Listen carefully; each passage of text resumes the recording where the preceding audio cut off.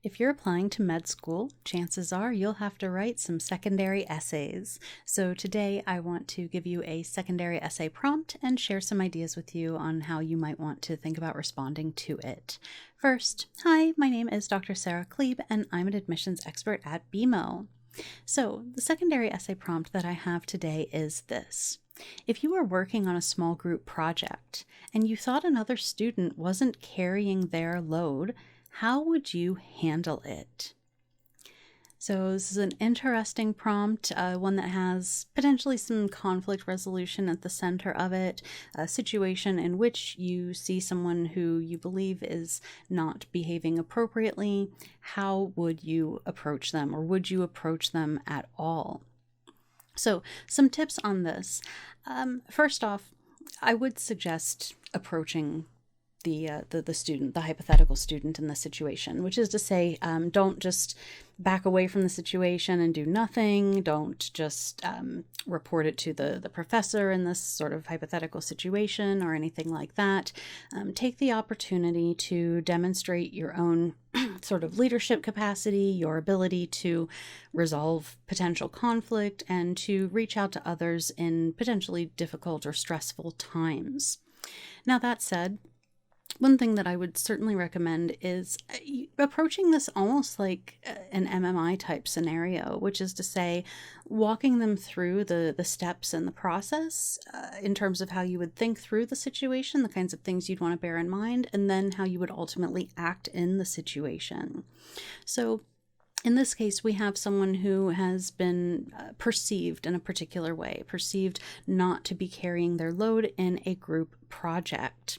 Now, we know from our MMI practice that these kinds of perceptions that we're given in prompts can often be misleading or potentially even incorrect, right? You're being given sort of a supposition, and you need to take a second to critique that, to question that, to push back against that a little bit, because it demonstrates your critical thinking skills.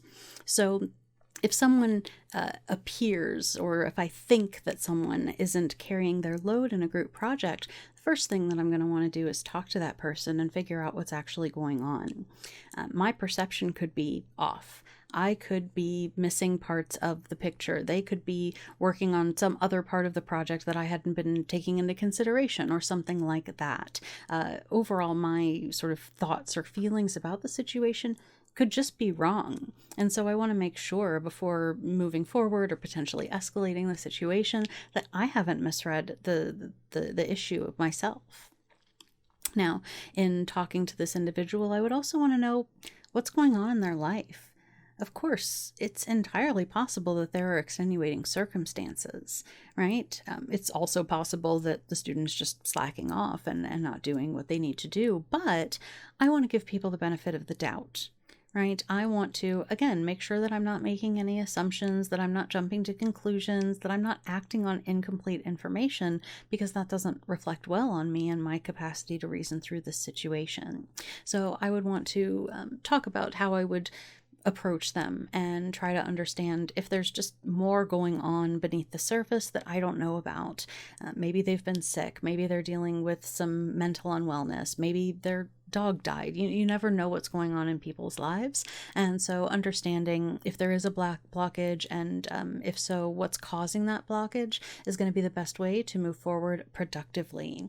So it's about, again, putting some pressure on that prompt. It's about giving people the benefit of the doubt, but it's also about getting all the information that you need to know to move forward effectively.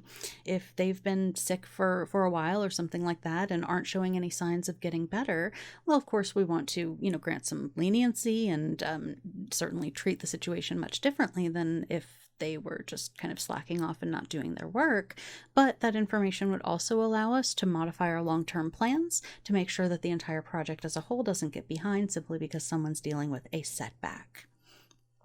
And so then finally, again, after confirming all of this information, understanding the context that I need to be able to figure out how to move forward, then I would want to sort of present my my next steps, right? So if it were a situation where someone was ill or dealing with a personal crisis of some kind, then I would want to meet together with ideally them, but the group as a whole as well, to discuss how to modify our long-term plans to ensure that everything moves forward as it needs to. If it turned out that the student was simply not doing the work or just legitimately slacking off, then, how we would move forward would depend on the situation. Ideally, we could motivate them to re-engage with the group and get the work done because it needs to be done and we want them to be a valuable contributor to the project. But if it ultimately got to the point where it was an irreconcilable conflict and the group as a whole was being negatively impacted by this individual, then we would want to consider escalating to a TA, a professor, or otherwise handling the situation at a more formal level. So I think the most important takeaway from this particular secondary is that it is in some ways presenting you with the same kind of hypothetical that you would get in an MMI scenario or even like a CASPER scenario. And so if you ever get a secondary essay prompt that has something like that, you're going to want to take the same kinds of steps that we recommend for responding to MMI and CASPER questions, right? Question the assumptions of the prompt, make sure you gather information, think about all the parties involved directly and indirectly, maintain a non-judgmental perspective, and articulate some practical options using if-then statements, making sure that you're focused on the well-being of those involved and prioritizing any vulnerable individuals or people who might be on the receiving end of harm. So that's something that you can use if you get a prompt like this or any other kind of hypothetical prompt. And so I hope that you enjoyed this video and that it was helpful. If so, please do go ahead, like it, share it with a friend who might benefit from it. Be sure to follow us on whichever social media platform you're on right now. If you'd like to get our help on your secondary essays, click the link that should appear either above or below this video to see our programs and schedule a free initial consultation. We'll set you up with one of our admissions experts to answer any questions you might have and get you started on your preparations. We have programs to suit any of your needs, and we're always happy to work with you to determine which plan is going to support you and your goals most effectively. As ever, thank you so very much for your time. Take good care, and I'll see you next time.